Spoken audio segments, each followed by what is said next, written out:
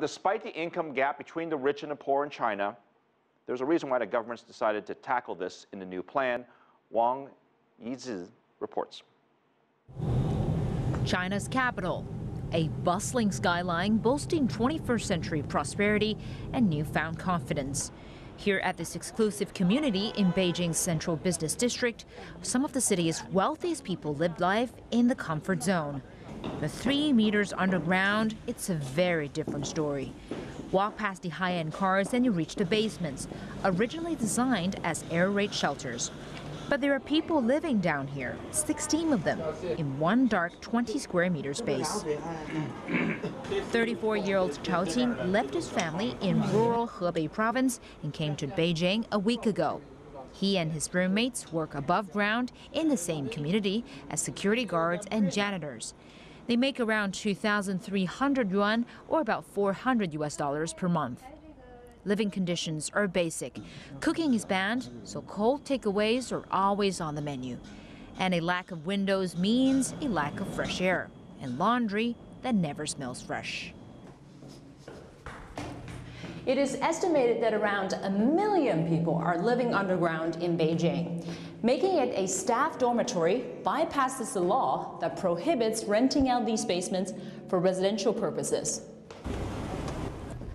Nonetheless, hundreds of thousands of basement rentals still exist because many, like Wang Chaoqing, cannot afford a place above ground. Chaoqing is well aware of the stark contrast between his lifestyle and those of the people above ground. I earn far too little. I also have to support my family.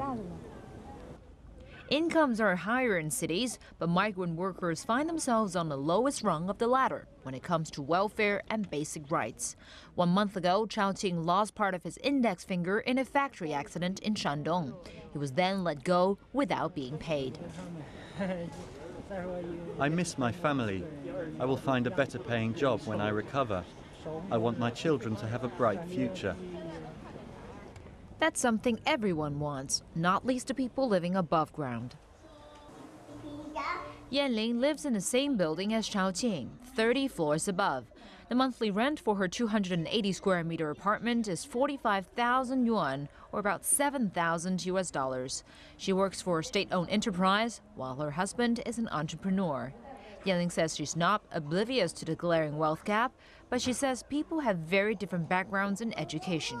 She believes rich people should give more to charity, but says it's up to the government to properly manage the widening gap.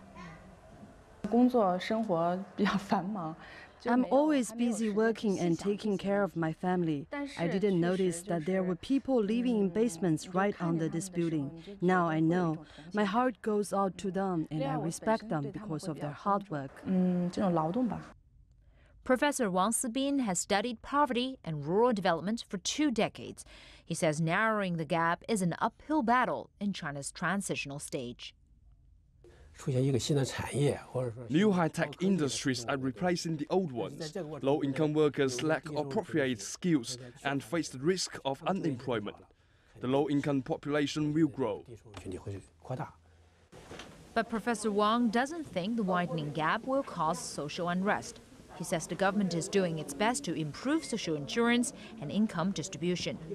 Wang Yizhi, CCTV, Beijing.